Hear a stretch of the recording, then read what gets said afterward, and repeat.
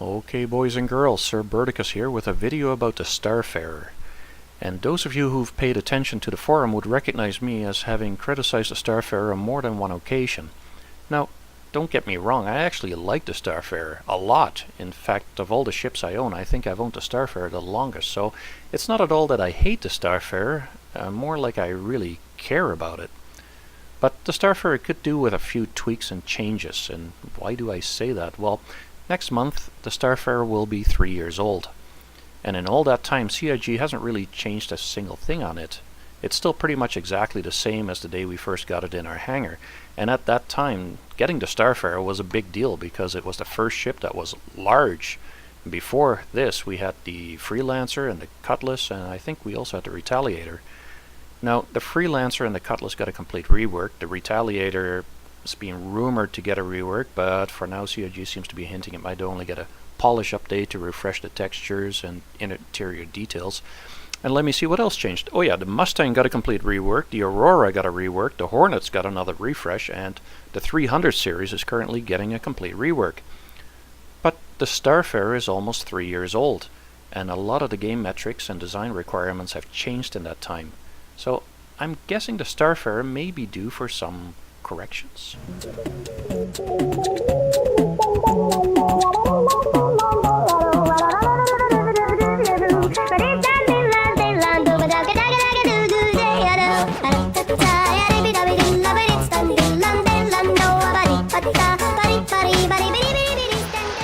So here we are, and you'll have to forgive the bug where the Starfarer isn't actually touching the floor anymore. But we should start off by saying what the ship actually does in the game. Well, what it does is it makes fuel, lots of it. And it does that by sucking up gas through this big mouth that you see in the front here. So the gas gets sucked in there, and it does that either by flying through a space cloud or a nebula, or it could do it faster if it dives into the upper atmosphere of a gas giant, albeit more dangerous. Now, as the gas gets sucked in here, it travels through a big pipe through the middle of the ship, and I'll show you where it ends up. So in the back of the ship here, you'll see 8 big storage tanks. And what you're supposed to do is turn it all into fuel and then sell this fuel at a space depot, or you could actually refuel other ships while you're at it. And you may have noticed something by now. These 2 front tanks here are bigger, and they have a different texture on them as well. And when CIG was asked why these 2 tanks are different, one of the devs responded that these are in fact the refining tanks. So the actual factory that makes the fuel is right here inside these 2 front bigger tanks. So that means the gas from the front goes into these tanks, where it gets changed into fuel, and then the fuel gets pumped over into these 6 smaller tanks in the back. Now, I interpret that to mean that you can only fill the 6 tanks in the back with fuel, and the tanks in the front here could only be filled with plain gas. Now, plain gas you could still sell. I mean, you could still drop it off at some chemical industrial plant, I suppose. Who knows? But what I want to talk about is exactly how this gas gets here. Now, I know this is going to get a little bit drawn out, but I'll start with a diagram that I have over here, and you can clearly see 4 tanks in the back here, and that of course represents 1 row of the tanks, where the front tank of course is the refining tank, and the 3 tanks in the back are the holding tanks. And as I said before, the gas gets sucked in through the front, and then it travels through a pipe to end up in the tanks in the back. Now, my question, of course, is why is this pipe running through the ship? Because, for all we know, these pipes over here might get rammed by an Ursa rover or a cyclone, or there might be a gunfight on board of the ship. I mean, accidents happen, and, you know, something might happen to these pipes, and they might burst or leak. And that's not a good thing aboard a spaceship, because, well, one of the things that could happen is an explosion or a fire. I mean, don't forget the air that we breathe inside the ship is full of oxygen, and if this is a gas that reacts with oxygen, we could have a fire or an explosion. Or another thing that could happen is suffocation.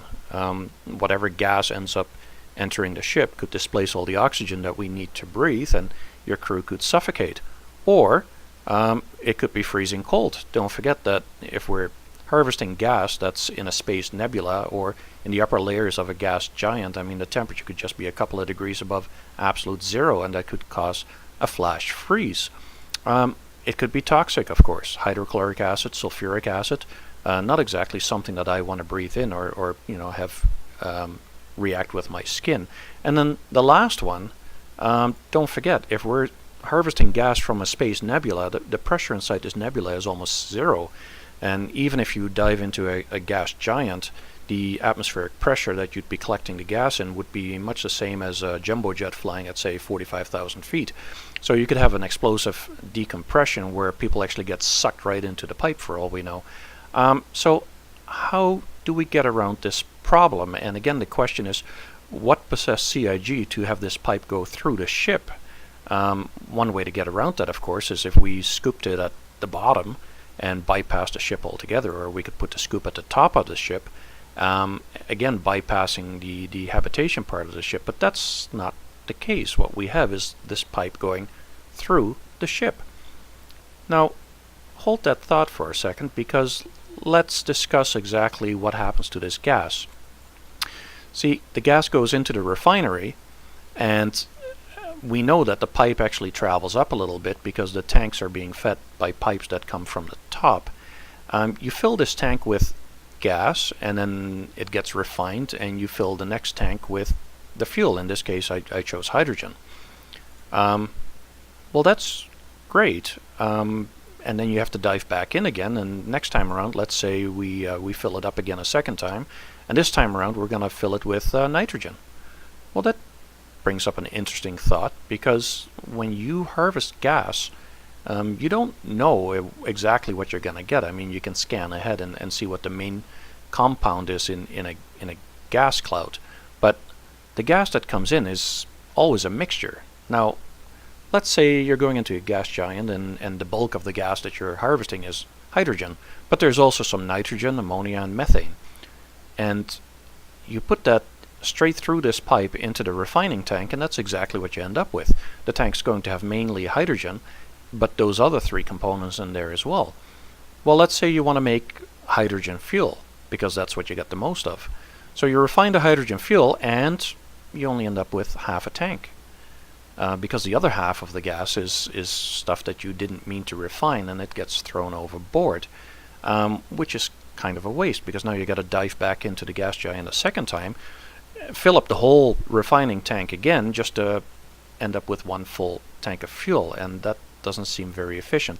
But as soon as I started thinking about the gases that you don't want being thrown overboard, it got me thinking about another ship that we know about, and the ship I want to talk about now for a moment is the Prospector. Now, the Prospector is a small mining ship that has a laser beam on the front, and it basically destroys or pulverizes a rock, and then gobbles up all the little bits and puts it in these containers that you see on the side. So let's say you have a rock that is 10% platinum, if you're lucky, and you want to get that 10% of platinum in the rock. Well, right now in the game, when you suck up the little bits, you end up sucking everything, which means the containers on the side of your ship are also going to hold that 90% worth of inert material, stuff that's completely worthless. And people on the forum have been saying, why are we putting all this inert material in our container? We don't want it. That should be thrown overboard. Well, if you go back to the original concept sale, they put out a little brochure, and here it is. Now, this brochure explains how the refining process works, but if you look in the right-hand bottom corner, you'll see something interesting. Once filtered, any tailings and waste materials will be conveniently vented out of the ship's rear exhaust port. Well, right now, that's not happening in the game. Right now, when you suck up that debris, or what's left over from the rock, everything goes into the container, including the inert material. So, in the future, what's supposed to happen is all that inert material is supposed to be filtered out and thrown out the back through this orange port that you see there.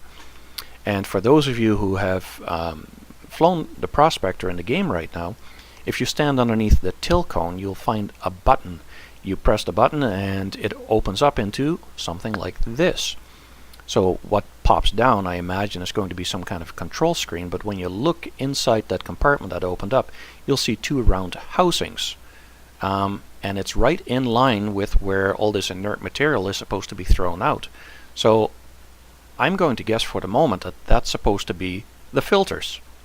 Now if you keep these filters clean, then they'll do the job very good, and all your platinum is going to go into your container, and all the inert bits are going to get thrown out the back. But if you don't clean them or maintain them from time to time, then they're going to get clogged up, and you're going to lose efficiency. So some of your platinum is going to get dumped overboard, and some of the inert material that you don't want is going to end up in your container. So an added gameplay to mining is you got to keep these filters clean, and once they're worn out, you got to go spend money and buy new filters to put them in.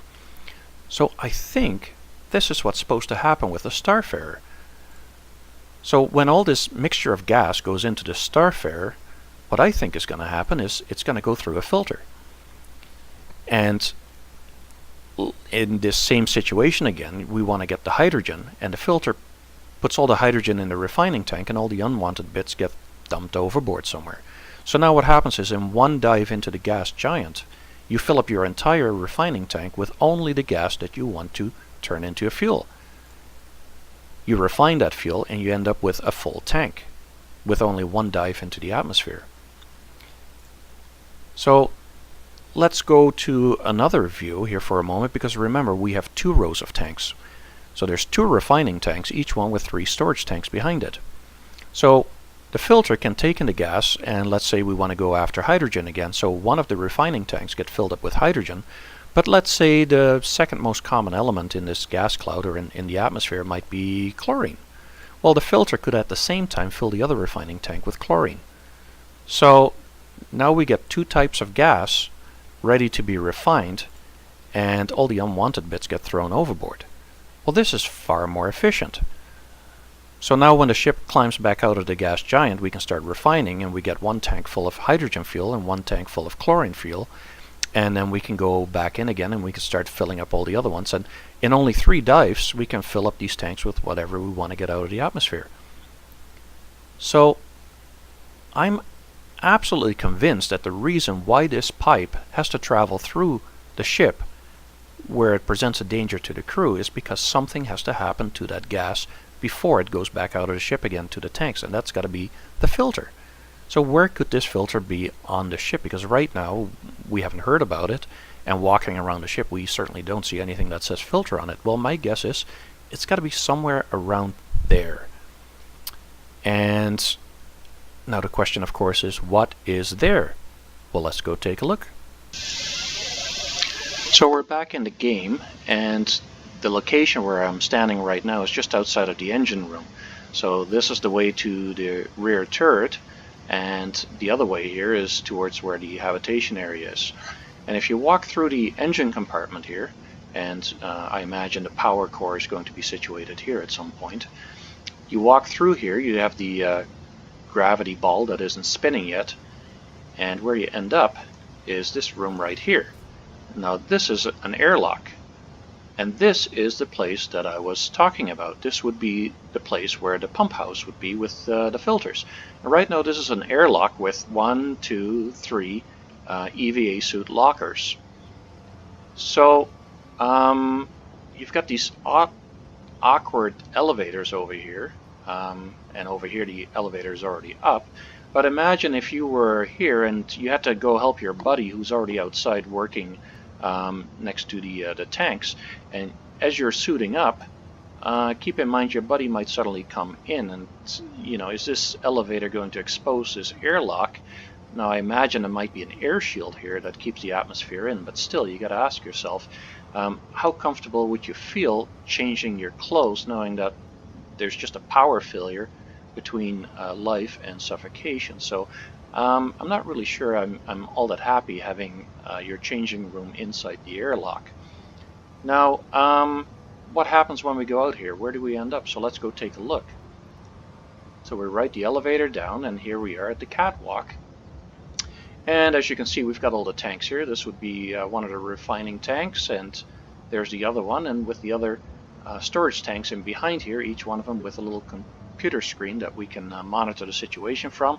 And from back here, eventually we're going to get a refueling boom to refuel other ships with. But let's go back to where we got off the elevator. Now, one elevator's to the right, one elevator's to the left, and what's this door in the middle? Well, guess what? It's another airlock. So there's an airlock here that brings us out here, and there's an airlock up there that brings us to the exact same place. Why do we have two airlocks? Well, this airlock here, if you can see, doesn't have any EVA suits. You go through here, there's another room, and there's another door, and you end up in the cargo bay, and voila, there's the cockpit. So I'm thinking, we have an airlock, why don't we use this one? Well, where do we put the EVA suit lockers? Well, we've got this little room right here. Now, it's a little bit small, but I'm pretty sure that there's enough space behind this wall here, at least a couple of feet, so we could put a suit locker here, another one over here, that's two. Maybe we can squeeze a third one in here. I think this is doable. And if I'm going to change my clothes, I'd rather do it outside of the airlock, where I'm not going to suffocate. Plus, I've got another door over here for a little bit of privacy. I mean, yeah, there's a door here, but you know what I mean. So, what about that other room then? Well, let's go back for a second. We'll ride the elevator back up. Have to press the silly button, go back up here. I just suffocated my friend who was changing his outfit. So this room here, I think, ought to do it. It's big enough. So what we need on one side is a filter, or maybe there's one filter for the refining tank on the port side, and then there might be another filter here for the refining tank on the starboard side, or maybe there's just one filter for both. I don't know. And then we can always put a pump mechanism over here, which needs to be maintained. Maybe we have to replace the fuses in there from time to time. A couple of computer screens. Over here we could have a rack with spare fuses, as well as a spare filter maybe, and then of course here the filter itself. And here in the middle we could have a door. Now we already have a door here, of course, that goes to the gravity spinning room, but yeah, it's all part of engineering, so maybe it makes sense to have access here. But you know what, if we had another door right here, where does it end up? Well, let's go take a look.